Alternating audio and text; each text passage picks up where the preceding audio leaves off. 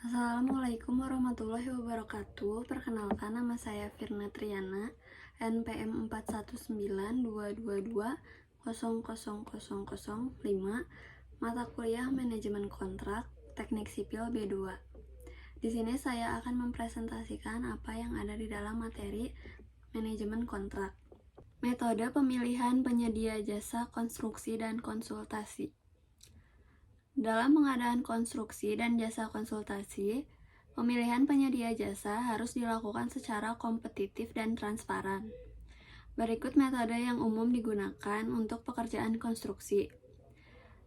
1. Ada tender umum. Ini metode kompetitif terbuka bagi semua penyedia jasa untuk memenuhi syarat. Yang kedua, ada tender terbatas. Itu hanya penyedia jasa tertentu yang diundang, biasanya untuk proyek yang kompleks. Yang ketiga, ada seleksi langsung. Digunakan untuk pekerjaan dengan nilai kontrak tertentu atau kondisi khusus. Yang keempat, ada penunjukan langsung, yaitu dilakukan dalam keadaan darurat atau untuk penyedia jasa yang memiliki hak eksklusif.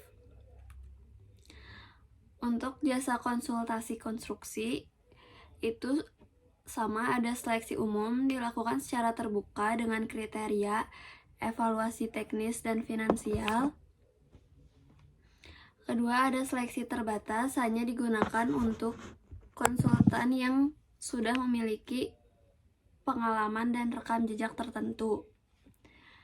Yang ketiga, ada seleksi langsung untuk jasa konsultasi dengan nilai kecil atau bersifat unik dan spesifik. Dan penunjukan langsung itu digunakan dalam kondisi tertentu, misalnya untuk konsultan yang telah memiliki keterlibatan khusus dalam proyek sebelumnya. Pemilihan metode ini harus sesuai dengan peraturan yang berlaku untuk menjaga transparansi dan persaingan yang sehat. Sumber pendanaan dalam pekerjaan konstruksi.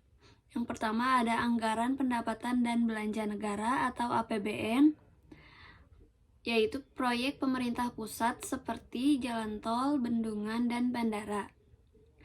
Anggaran pendapatan dan belanja daerah atau APBD, yaitu proyek pemerintah daerah seperti pembangunan sekolah atau rumah sakit daerah.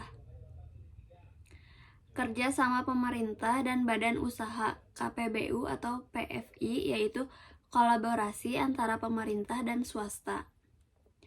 Investasi swasta, yaitu pembiayaan murni dari perusahaan swasta.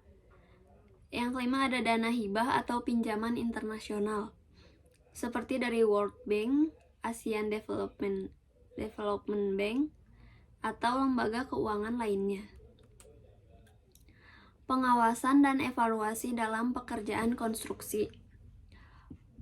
Pengawasan internal dilakukan oleh tim proyek atau instansi terkait untuk memeriksa progres fisik dan keuangan. Pengawasan eksternal melibatkan auditor independen, inspektorat, atau badan pemeriksaan keuangan untuk memastikan tidak ada penyimpangan. Evaluasi kinerja penyedia jasa. Setelah proyek selesai, dilakukan evaluasi terhadap kinerja kontraktor dan konsultan, termasuk kualitas pekerjaan, ketepatan waktu, dan kepatuhan terhadap kontrak. Evaluasi ini menjadi bahan pertimbangan untuk proyek berikutnya dan memastikan bahwa hanya penyedia jasa berkualitas yang bisa mendapatkan proyek di masa depan. Keberlanjutan dan aspek lingkungan dalam konstruksi.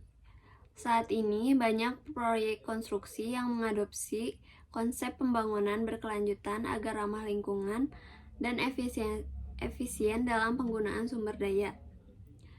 Konsep konstruksi berkelanjutan, green building, menggunakan bahan bangunan ramah lingkungan, efisiensi energi, dan pengelolaan limbah konstruksi yang baik.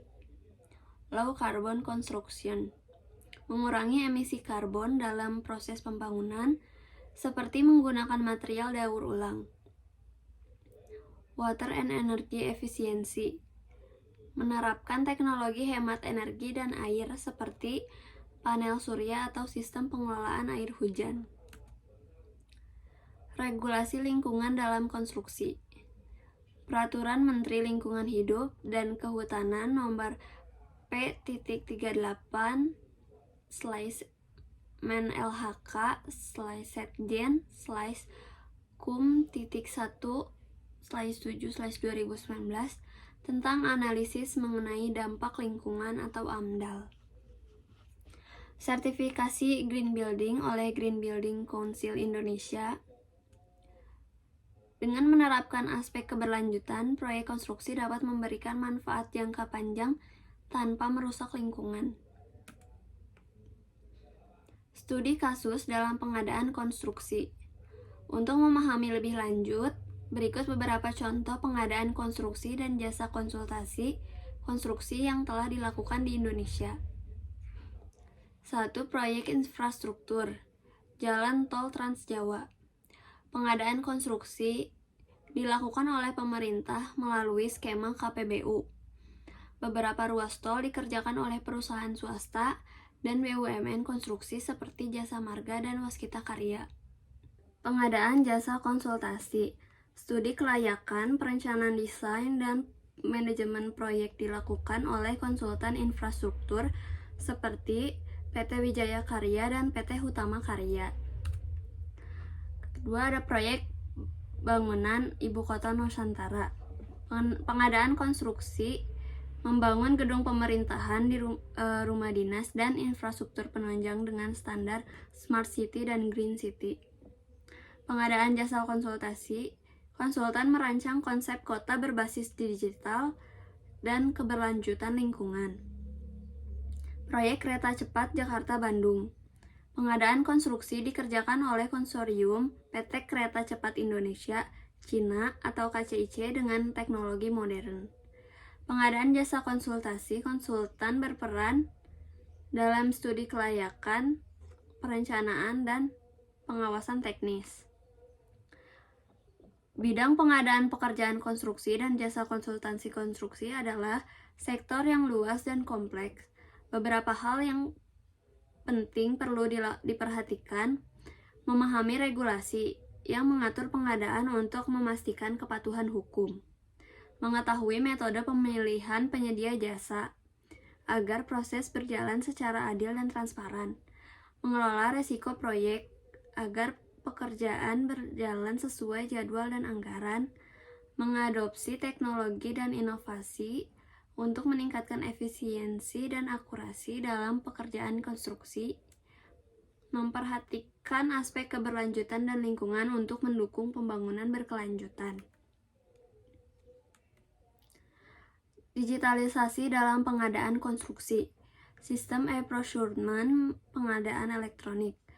LPSI atau layanan pengadaan secara elektronik digunakan untuk pengadaan pemerintah. SPSI, sistem pengadaan secara elektronik, platform berbasis online untuk tender proyek pemerintah.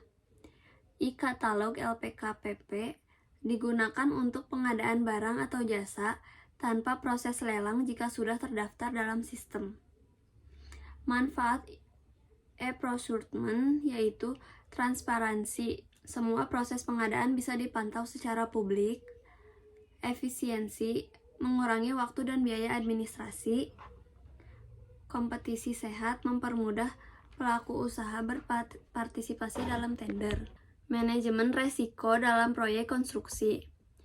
Jenis resiko dalam konstruksi. Resiko finansial, yaitu kenaikan harga material, perubahan nilai tukar, keterlambatan pembayaran.